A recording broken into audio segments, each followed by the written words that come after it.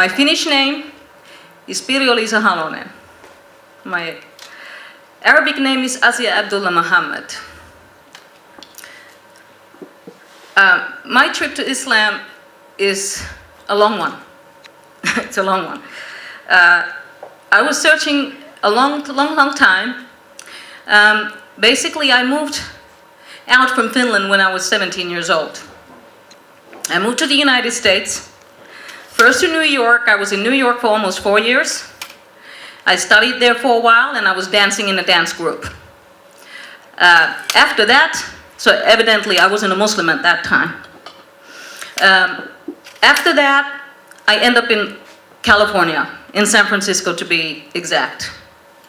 I stayed in San Francisco approximately 18 years. I have 2 wonderful daughters, Spain and Rachel, and I have a granddaughter, Aliyah, that lives in California, in San Francisco, with my older daughter, Spain. I'm married to a wonderful husband called Abdul, and I have a great cat called Samir. I have wonderful friends. I feel extremely blessed during this trip to Islam, even though it wasn't an easy one. And I was definitely searching. Something was missing from my life. And my travel started when, like I said, I graduated basically from Lukio, from Finnish high school.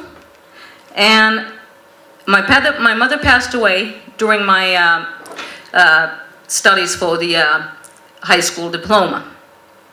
She had a brain aneurysm and it happened like a lightning from the sky. And there was no warning signs whatsoever. This started really kind of making me think like, if something so precious can be taken away from me just like that, there has to be a reason for that. Because in my mind, my mother wasn't sick. Yes, she had an attack that took her life, but for the most part, she was a healthy human being. So it first didn't make sense to me, and I was somewhat angry that Lord has taken my mother away from me. So I took it very personally. So what happened was I was never really comfortable in Finland, even though I loved this place and I had a wonderful childhood in Haukipudas. It is a small little town, part of the city of Oulu at this particular time. I wouldn't take any days away from my childhood. I had wonderful parents, I have wonderful siblings, and basically it has given me an awesome foundation to, I think, who I have become. During my stay in the US, I went through a lot of different things. I was around people that were not necessarily doing always cool things either. But I was so naive that I didn't even realize what was going on around me. What happened was, you know how it is when you know something's missing, but you really don't know what it is, and it's kind of like, I'm not happy. Yeah, I have this and I have that, and I got this, and I'm healthy, and boo boo boo, and this and that. But something was really missing, and I was trying to figure out what it is. I have always believed that there is one God. But as an evangelist Lutheran, being born as an evangelist Lutheran, it was more of you are Lutheran, you go to church on Christmas, Easter, a couple of those things, but basically there was no worship in my house, even though my father came from a old-fashioned Lestadiolainen. So they were really religious in his family, but he really never forced us upon on anything, but he did engage in things where we needed to go to church at certain times. I always felt that there was a higher power that was controlling something, and I wasn't really sure what it is and what to call it. But I did feel within me that there was something that when I was asking for something and I was struggling with something, and I would pray. Yes, I would cross my hands like Christians would cross their hands, and I would ask for certain things like, what up? And like if you hear me or what have you, just let me know what's going on and all that.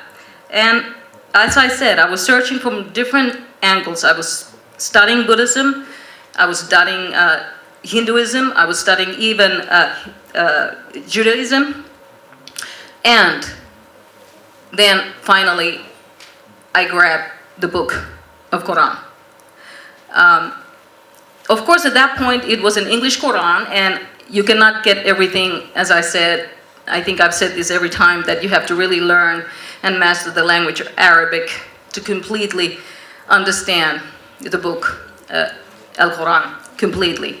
But Alhamdulillah, I've had people in my life that have helped me to also understand some things in the Quran. And I think Allah Himself, the Creator Himself, has made certain things clear to me. It's this sense of knowing that, you know something's either wrong or right. And I call it conscience, but I feel that my conscience is the voice of Allah inside of me.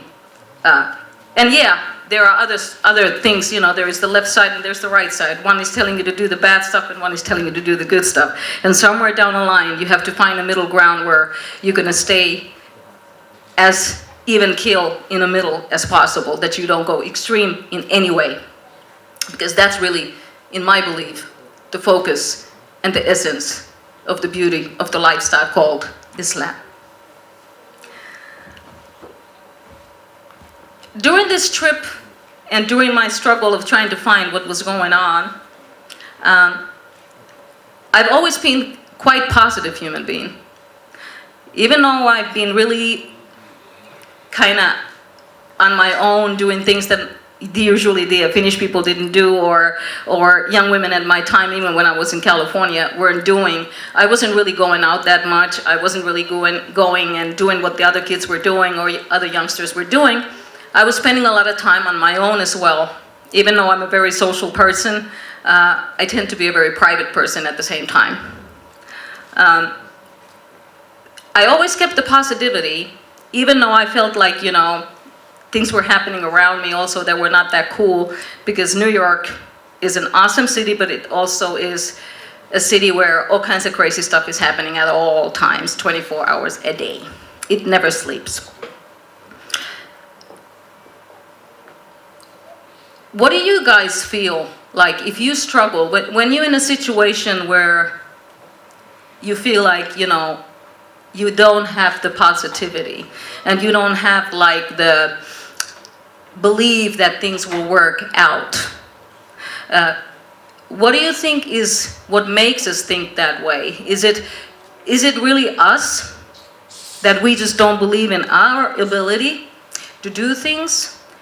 Or is it something that comes from also outside from us, that is reflecting on how we feel about things? I think it could be both. I think it's both. In my case, it was also coming from my own self, that I wasn't sure what I really wanted. So it was hard to stay positive and, like things will work out, because you don't even know what you really want yourself. So there was a confusion as a young woman. But at the same time, if things around you are hectic and all kinds of stuff is happening around you, this can definitely affect you if you allow it to. And there, I'm coming to the next thing. Patience. Boy, is that a big word.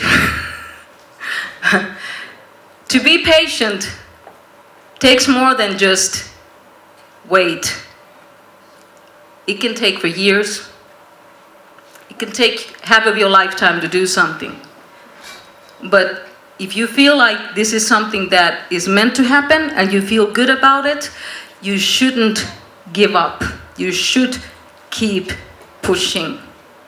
As long as you don't hurt anyone in the process and you're doing positive things, you should never give up your struggle of being positive and patient and keep on striving what you want to achieve from your life.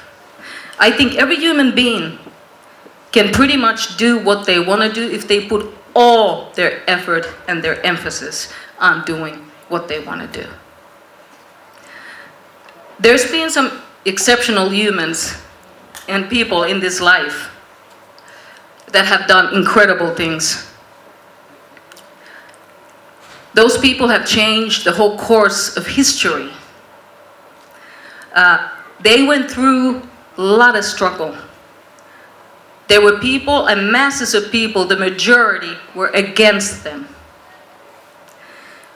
But what they had was the faith to continue and to believe that things would work out. But even with those people that were chosen specifically, they weren't just regular people.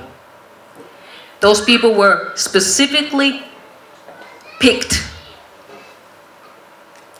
So even if they have those times when they struggle.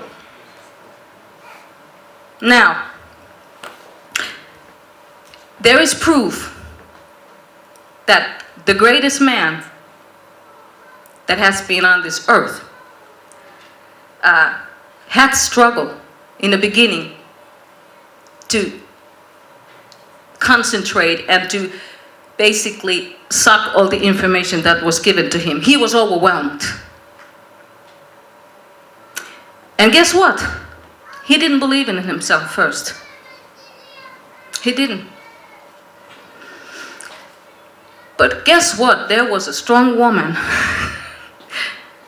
at the right place at the right time. Because sometimes it takes another human being to basically tell you, you know what? Stop that. No. Look, you can do this. This is meant for you. You got to do this. And if there is enough positive people around us to push us, to help us, to support us, to give us love, patience, positivity, we can do just about anything. I'm absolutely convinced of that. Every human being has something they're good at. I'm really bad at math. I can't remember my name sometimes in the morning, so my memory is not the best. But I'm a good listener. Even though I talk all the time, believe it or not, sometimes I have time to listen. I believe that if we keep really good energy around us, and we believe in ourselves to do good things, we can do, like I said, just about anything. Positivity, patience, and respect are really important. About the respect, what is it? What's respect? Anybody want to tell me what is respect? Because it's a big word also. It can mean different things. But what do we see as respect? Honor. Yeah, honor. That's good. It is. And even simple thing like this, like if somebody is, let's say, I'm on a bus. There's an old mumu, a grandma, is coming to the bus. There's no seats. It's one of the rush hours. You know, everybody's getting ready to go home from school, from work, what have you. The bus is full of people. Grandma's coming on a bus. Nobody is moving. Now, I don't know about you guys, but if I'm about 75 years old and I'm walking like this and I'm going on a bus and not one young person, and I'm not talking about 15 or 10-year-old, I'm talking about anybody younger than her, is not going to get up and give her a seat, is that respect? I don't think so. That's just wrong, in my opinion. So, not only Muslims, but especially us, because we know the conduct that we're supposed to bring out. Respect of another human being is one of the highest things we can do. It is the best thing where you start. Everyone has a right to live and do what they want to do. Even if it's not the same thing we're doing. So, to respect everyone, to spread love and positivity, and have patience with struggle, no matter what it is the key to have a smooth like butter kind of life.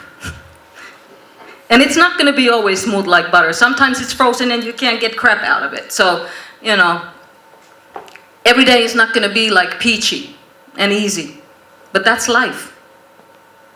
And we've been already promised that don't think you're going to slide right through dunya just like that and you're not going to be tested. So this is already known that there are going to be tests and there's going to be stuff that we have to conquer and we have to deal with. So we have to put our shield on and, you got to take a couple of punches here and there and, build up that callus so you won't hurt and, you got to move on. It is not easy to be a Muslim. I don't think it's even easy for some people to be Christians or Jewish or anything when you want to do the right things and stay on the straight path of Shiratul Mustaqim. It's not easy. But we have to respect everyone in their faith system. And we have to also realize that certain things just happen, and that's life. Let's move on, There are things that happen to us only temporarily in life, and that's a reason for it.